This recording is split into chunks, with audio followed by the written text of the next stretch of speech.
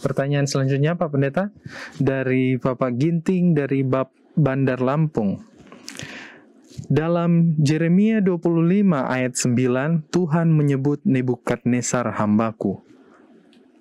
Di sini disebutkan orang kafir kok jadi hambanya. Mohon penjelasannya Pak Pendeta. Boleh dibacakan Iya. mungkin ayatnya? Di dalam Yeremia 25 ayatnya yang ke-9.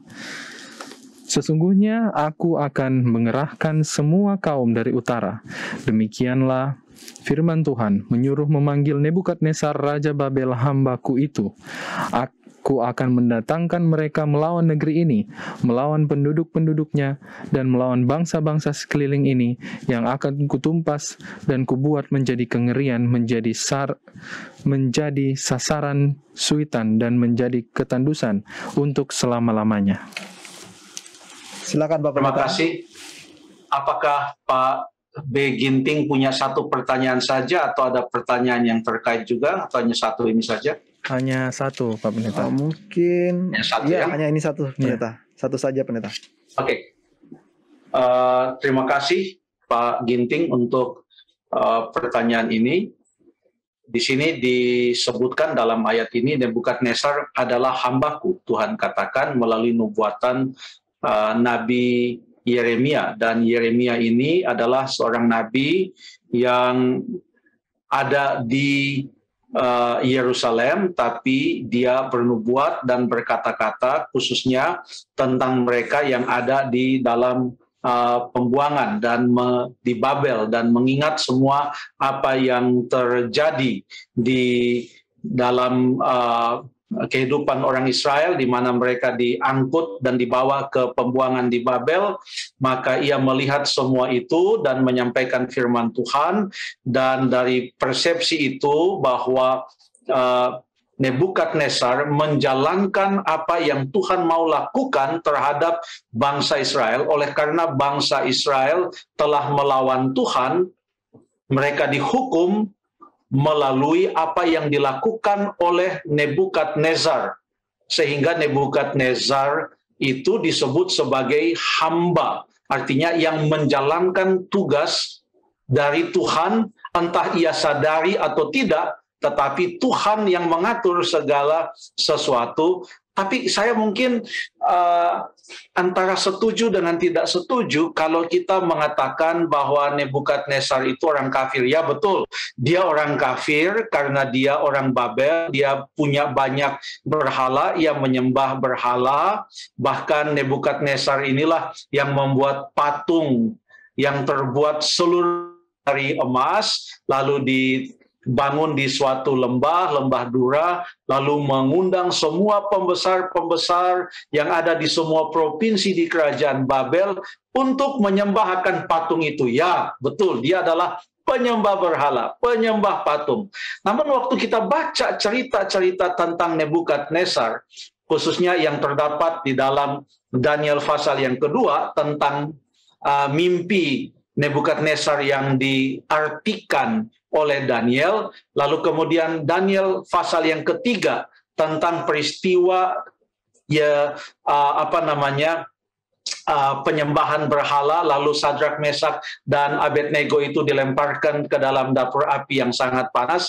Lalu kemudian dalam Daniel pasal yang keempat, di mana di sana ada penglihatan suatu pohon yang sangat tinggi, tapi kemudian ditebang, yang juga menggambarkan Nebukadnezar. Dalam ketiga pasal ini, yang kesemuanya Nebukadnezar termasuk salah satu peran utama, tentu peran utama semua cerita adalah Tuhan. Tapi coba kita lihat pada bahagian akhir dari setiap pasal ini, untuk melihat sedikit keterangan tentang Nebukadnezar, sekalipun dia adalah seorang penyembah berhala. Coba kita buka dalam Daniel pasal yang kedua, ayat yang ke-47, ayat yang ke-47, ini sudah bahagian akhir. Daniel sudah menyampaikan apa mimpi Nebukadnezar, ia sudah menafsirkan makna dari mimpi Nebukadnezar, bahkan Daniel sudah berkata dalam ayat yang ke-28, tetapi di sorga ada Allah yang menyingkapkan rahasia-rahasia. Dia sudah memperkenalkan Allah kepada Nebukadnezar. Setelah ia menyampaikan semua itu, maka di ayat yang ke-47, berkatalah Raja kepada Daniel, sesungguhnya Allahmu itu Allah yang mengatasi segala Allah, yang berkuasa dan berkuasa atas segala raja, dan yang menyingkapkan rahasia-rahasia, sebab engkau telah dapat menyingkapkan rahasia ini.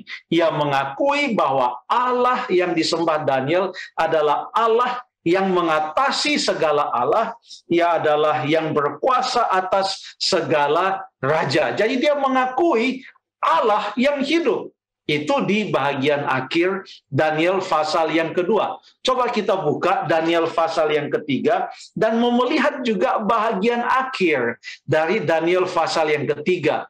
Setelah ia kaget melihat ada orang yang keempat yang menyertai Sadrak, Mesak, dan Abednego di dalam dapur api itu. Dan dia katakan bahwa orang itu katanya seperti dewa atau seorang yang ilahi nampaknya, bukan manusia biasa menurut pandangan Nebukadnezar. Kita baca sekarang Daniel pasal yang ke-3 ayat yang ke-28. Terpujilah Allahnya Sadrak, Mesak, dan Abednego.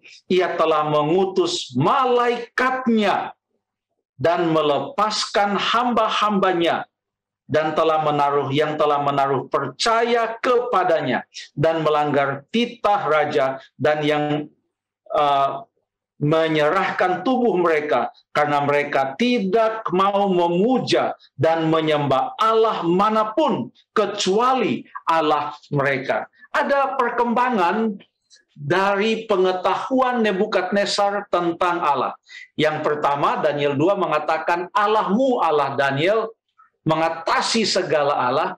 Sekarang di Daniel pasal 3 ayat 28, ia katakan Allah Sadrak, Allah Mesak, dan Allah Abednego, yaitu yang juga adalah Allah Daniel, dikatakan sekarang Allah ini adalah Allah yang eksklusif, dalam arti Allah yang tidak bisa disetarai oleh semua yang disembah sebagai dewa ataupun Allah, karena dikatakan mereka tidak mau memuja dan menyembah Allah manapun kecuali Allah mereka.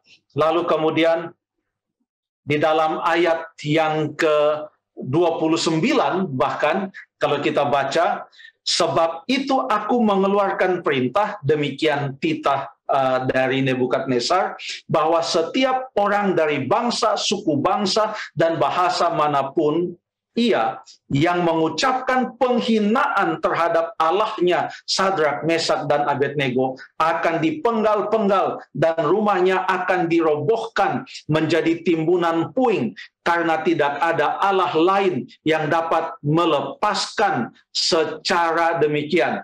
Jadi sekarang terbalik sikap dari Nebukadnezar. Perhatikan, di awal Nebukadnezar mengatakan barang siapa yang tidak menyembah patung ini, maka ia akan dimasukkan ke dalam dapur api yang sangat panas. Tetapi di akhir cerita, Nebukadnezar memberikan suatu perintah yang sama sekali terbalik, karena dia katakan barang siapa yang menghina Allah Sadrak, Mesak, dan Abednego, dan barang siapa yang menyembah Allah yang lain, maka orang itu dan seisi rumahnya akan dibinasakan. Jadi kita melihat bagaimana perkembangan Nebukadnezar dalam hal pengetahuannya tentang Allah yang hidup. Sekarang kita datang kepada Daniel pasal yang keempat. Daniel pasal yang keempat, suatu mimpi yang sungguh luar biasa, artinya disampaikan oleh Daniel kepada Nebukadnezar, bahwa Nebukadnezar oleh karena kesombongannya, ia akan dijadikan sama seperti atau hidup seperti seekor binatang di padang, lalu kemudian makan rumput selama 7 tahun lamanya. Lalu setelah semua itu terjadi, coba kita baca bagian akhir dari cerita ini. Setelah dia punya pikiran atau akal sehat sebagai seorang manusia itu dikembalikan dan dipulihkan kepadanya. Apa yang terjadi? Sekarang kita baca Daniel 4 ayat yang ke-37. Dan sekarang aku, Nebukadnezar, memuji, meninggalkan, dan saya baca, bukan meninggalkan. Dan sekarang aku, Nebukadnezar, memuji, meninggikan, dan memuliakan Raja Sorga, yang segala perbuatannya adalah benar, dan jalan-jalannya adalah adil, dan yang sanggup merendahkan mereka yang berlaku congkak. Nah, umat Tuhan, pemirsa dimanapun saja, termasuk Stephen dan Lando, perhatikan bagaimana cerita Daniel 2, Daniel 3, dan Daniel 4 ini disampaikan. Daniel 2 ceritanya, cerita tentang Nebukadnezar itu disampaikan dalam bentuk orang ketiga yang mengatakan Raja Nebukadnezar, lalu kemudian menggunakan kata ganti ia, nya, yang menunjuk, yang mengatakan bahwa ini adalah cerita yang disampaikan oleh Daniel tentang Nebukadnezar. Demikian juga di dalam dalam pasal yang ketiga.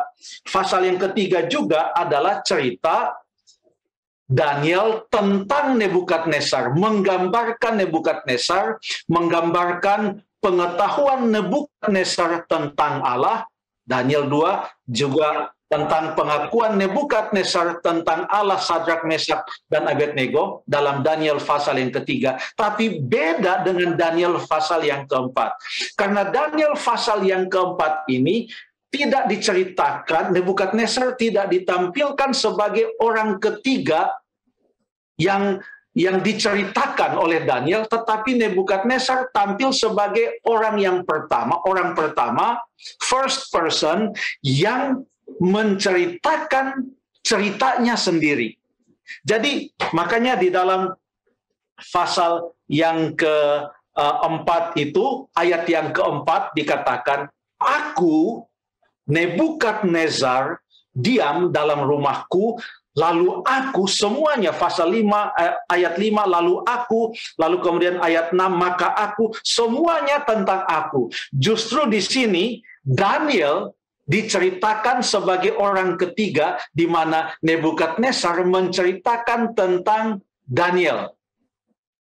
Jadi pasal yang keempat ini adalah kesaksian langsung dari Nebukadnezar. Lalu di ayat yang ke-37 yang sudah kita baca tadi, ini bukan hanya kesaksian Daniel tentang Nebukadnezar, tetapi pengakuan Nebukadnezar itu sendiri. Apa yang Nebukadnezar katakan dalam Daniel 4 ayat 37, jadi sekarang aku, Nebukadnezar, memuji, meninggikan, memuliakan Raja Sorga, yang segala perbuatannya adalah benar, dan jalan-jalannya adalah adil, dan yang sanggup merendahkan mereka yang berlaku congkak. Berawal dari pengetahuan yang sedikit, pengetahuan yang semakin banyak, dan berujung pada pengakuan pribadi.